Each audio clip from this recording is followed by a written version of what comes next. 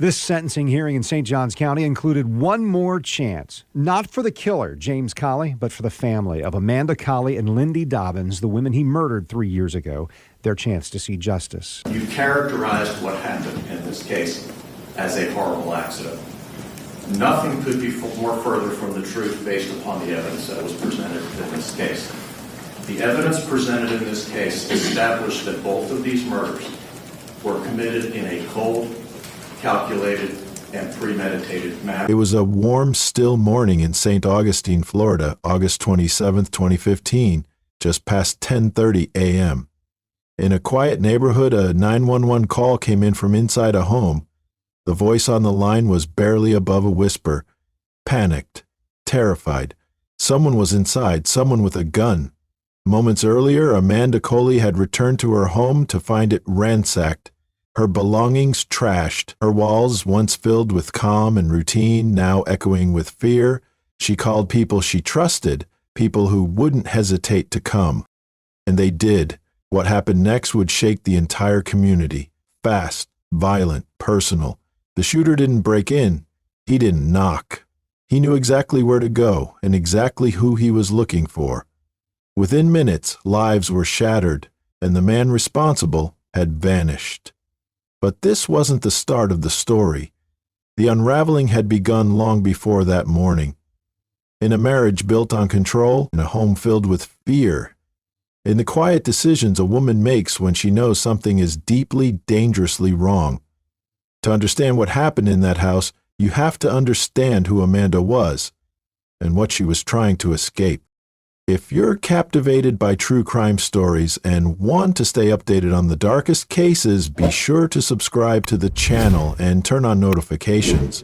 We release in-depth crime documentaries just like this one, uncovering the chilling details behind real-life mysteries. Don't miss out. Hit that subscribe button now. Before the headlines, before the trial, before the fear and the restraining orders and the 911 calls. Amanda Colley was simply Amanda. She was a mother first, fiercely devoted to her 2 children. Their lives were her center of gravity. Every decision, every sacrifice, every ounce of love she had was poured into them. To her friends, Amanda was the one who always showed up.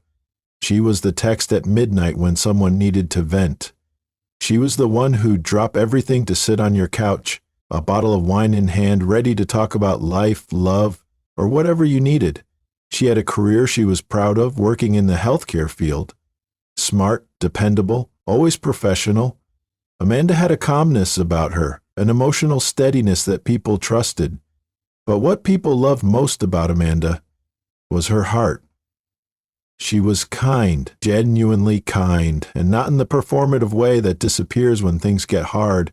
She was kind even when she was exhausted, even when she was hurting. And Amanda had been hurting, but she wasn't alone. Her closest friends, women she loved like sisters, surrounded her during the most difficult time of her life. There was Lindy Dobbins, her best friend. Lindy was the fire to Amanda's calm, funny, bold, protective. If Amanda needed courage, Lindy brought it. If Amanda started to doubt herself, Lindy reminded her exactly who she was. The two had been inseparable for years. Lindy was more than a friend, she was family. Then there was Rachel, another strong, loyal woman who had formed an unbreakable bond with Amanda. Together, they became a kind of safety net, a wall Amanda could lean on as her marriage began to unravel. Their children had sleepovers, they participated in different social causes together, had lengthy and many heart-to-heart conversations after her marriage started straining. Amanda was doing what so many women try to do when the person they once loved becomes a threat. She was trying to stay safe without letting fear define her. She was rebuilding not just her home, but her life. And her friends were right there with her, brick by brick, moment by moment. None of them knew how little time was left. Because even as Amanda was beginning to rediscover who she was, James Colley was watching, waiting, and soon he would force his way back into Amanda's world with a gun in his hand and revenge on his mind. Amanda Colley didn't rush into marriage. She believed in commitment, in vows, in building a future with someone you loved, and for a while it seemed like she had that with James Colley. They met in their younger years, full of ambition and the kind of optimism that makes you believe love will be enough. They built a home together, had children, shared birthdays, holidays, quiet mornings. On the surface, it looked like everything was working, but behind closed doors, things began to shift.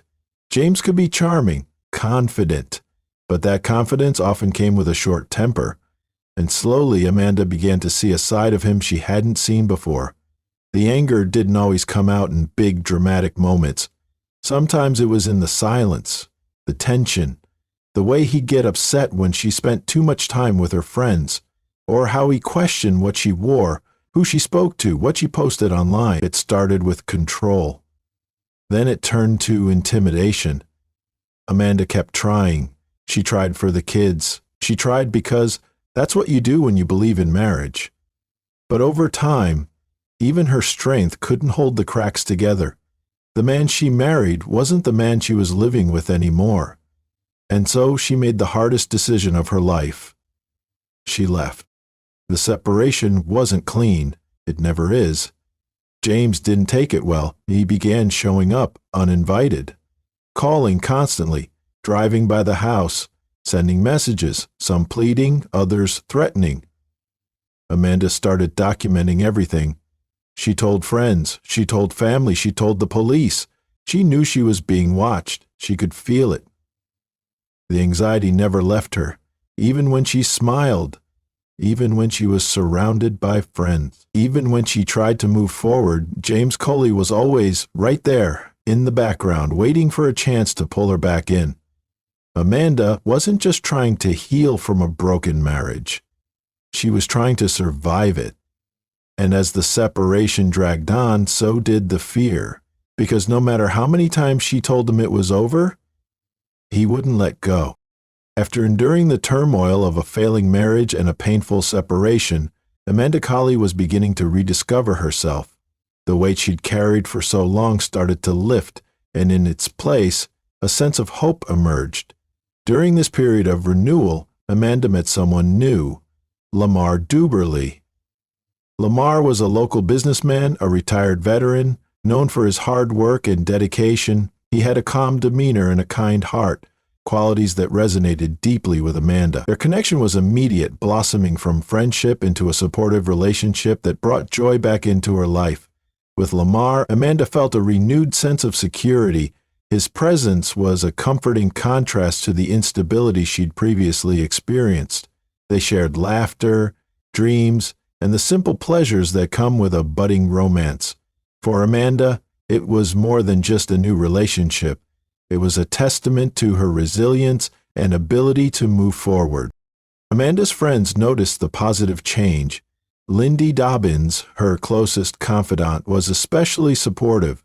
She saw the happiness that Lamar brought into Amanda's life and encouraged her to embrace this new chapter.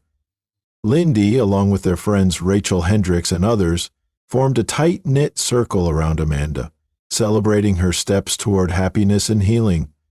However, not everyone was pleased with Amanda's newfound happiness. James Colley, her estranged husband, became aware of her relationship with Lamar. The knowledge that Amanda was moving on ignited a deep-seated anger within him. He began to exhibit increasingly erratic behavior, unannounced visits, incessant phone calls, and veiled threats. The situation escalated to the point where Amanda sought legal protection, resulting in a restraining order against James. Despite these challenges, Amanda was determined not to let fear dictate her life. She continued to build her relationship with Lamar, supported by friends who stood by her side. They believed that, with time, James would come to terms with the separation and allow Amanda the peace she so desperately sought. But beneath the surface, tensions were simmering. James's resentment festered, and his fixation on Amanda's new relationship grew more intense. The storm was gathering, unseen by those who hoped for brighter days ahead. August 27, 2015. The day began with a sense of unease for Amanda Colley. At approximately 9 a.m., she returned to her home in the Murabilla subdivision of St. Augustine, Florida, to find it had been ransacked. Televisions were shattered, clothing strewn across rooms, and trash overturned, a deliberate act of vandalism. Recognizing the violation, Amanda immediately reached out for support. She contacted her boyfriend, Lamar Duberly, who promptly arrived to console her. Concerned about the situation, Lamar called the non-emergency police line to report the incident. A public service assistant PSA officer responded around 9:55 a.m., documenting the damage. Amanda, seeking counsel from her mother and attorney before proceeding, chose not to file formal charges at that moment. The PSA officer departed shortly thereafter. Understanding the emotional toll this event had on Amanda, her close friends Lindy Dobbins and Rachel Hendricks arrived minutes after the officer left. Their presence was a testament to the strong support system Amanda had cultivated. The group gathered in the living room, discussing the unsettling events and attempting to provide Amanda with comfort and reassurance. Unbeknownst to them, James Colley Jr., Amanda's estranged husband, had been in court that very morning for violating a domestic violence injunction Amanda had filed. Following the hearing, he began making multiple calls to Amanda, some of which went unanswered. Eventually, a conversation ensued between them, lasting approximately 14 minutes. During this call, James became aware of the individuals present at Amanda's home. Shortly after 10 a.m., James drove to an adjacent street near Amanda's residence, parking his vehicle at an unoccupied house. Armed with 2 handguns, a 9mm and a .05 caliber, he approached Amanda's home from the rear, utilizing a trail parallel to her fenced backyard. Positioning himself outside the sliding glass door, he opened fire into the living room where the group was seated. The sudden eruption of gunfire shattered the morning's calm. Lamar, realizing the imminent danger and sensing he was a primary target, shouted for everyone to flee. He ran towards the garage, managing to escape through the partially open door, and continued running until he found safety a few streets away, where he called 911. Amanda, Lindy, and Rachel, in a desperate bid for safety, fled towards the master bedroom. Amanda took refuge in the bathroom, while Lindy and Rachel barricaded themselves inside the walk-in closet. The atmosphere was thick with fear, the women whispering prayers and holding their breath, hoping the nightmare would end. But the terror was far from over.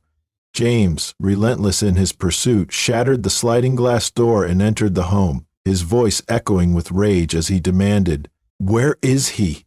Where is he?" His footsteps grew louder as he approached the master suite, the impending confrontation drawing ever closer. In the confined space of the closet, Lindy managed to dial 911, her hushed voice conveying the sheer terror of the moment. The dispatcher listened as the horrifying events unfolded in real time. James fired a shot through the closet door, the bullet grazing Rachel's arm, leaving a burning sensation in its wake. Seizing a fleeting moment of distraction, Rachel made a split-second decision. She bolted from the closet, sprinting through the house, out the front door, and to a neighbor's home, where she frantically called 911, her voice trembling with fear.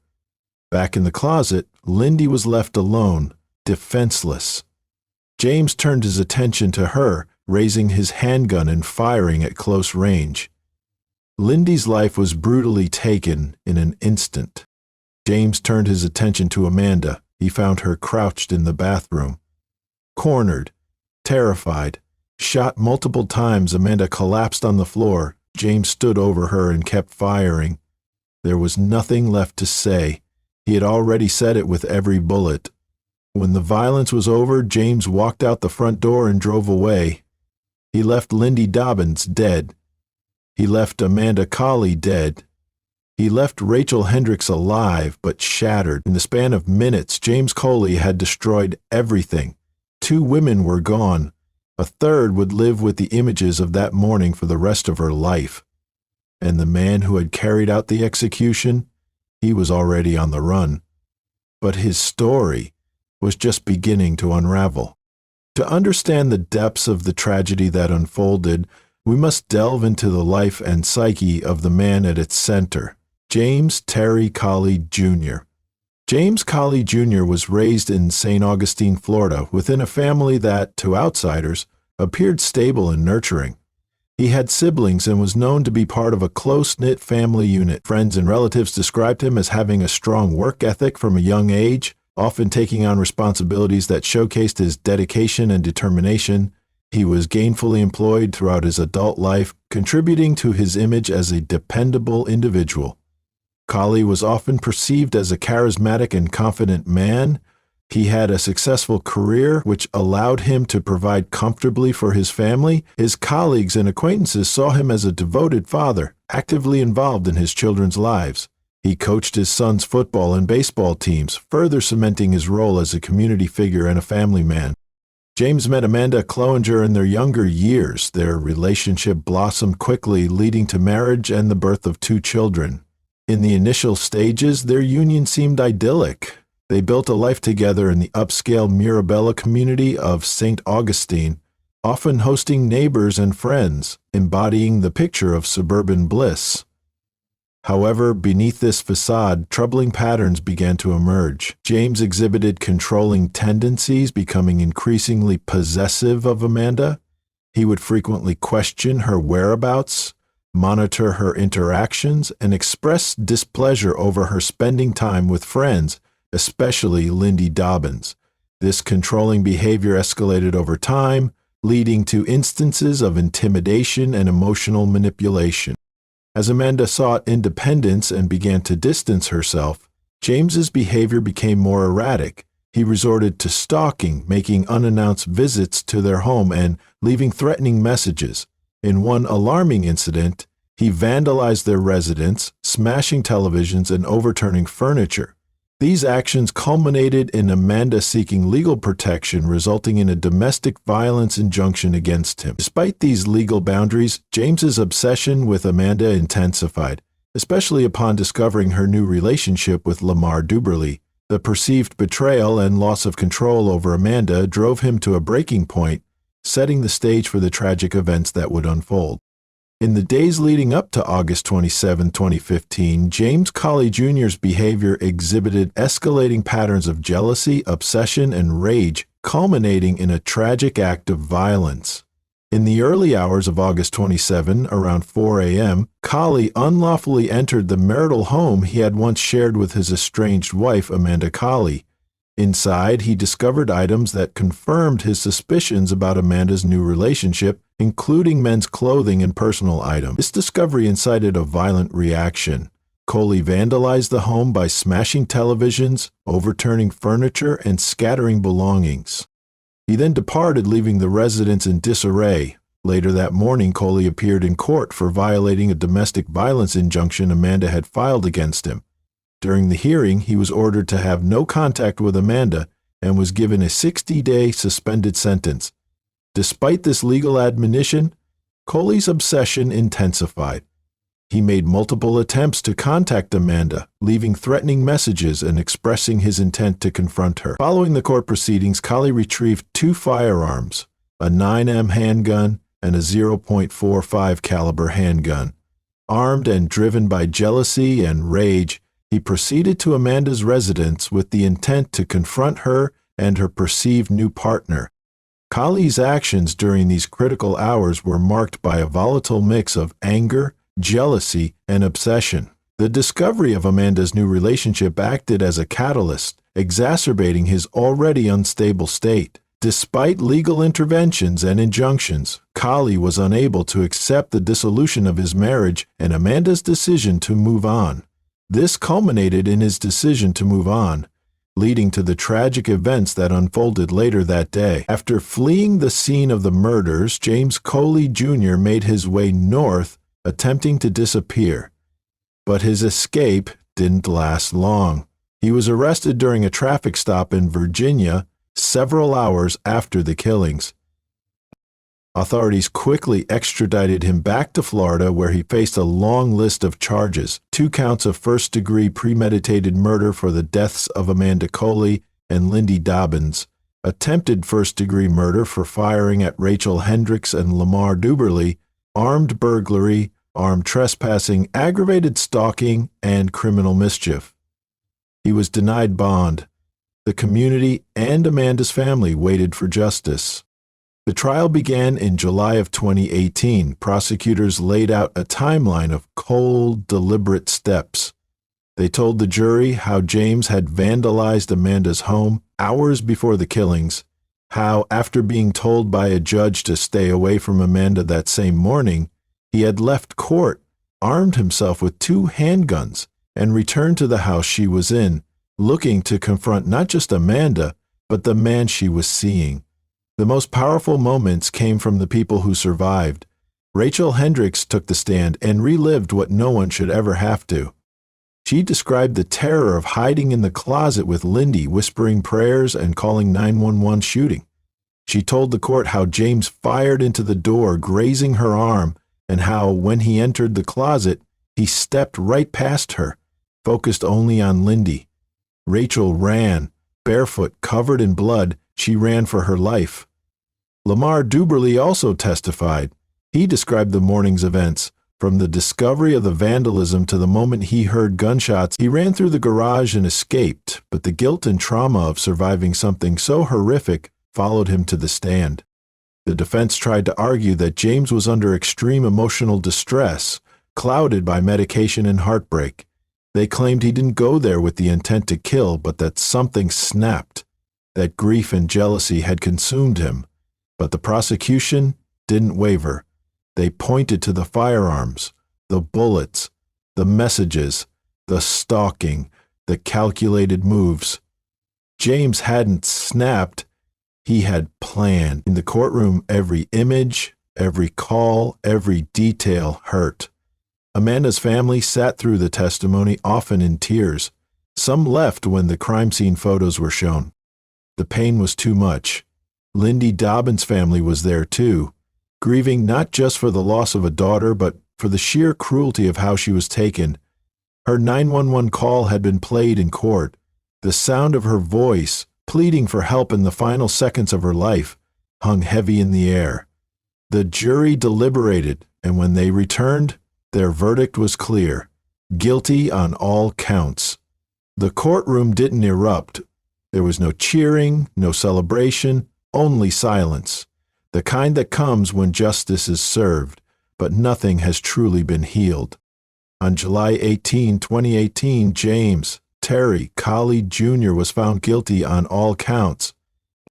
The jury, after weighing every harrowing detail, the stalking, the restraining order, the calculated violence, recommended the death penalty. It wasn't a quick decision, but it was unanimous. During the sentencing phase, family members of both Amanda Colley and Lindy Dobbins gave their victim impact statements. They spoke through tears, through pain, through the kind of grief that doesn't ease with time. Amanda's father described how his life had been split in two: the time before the murders and the time after.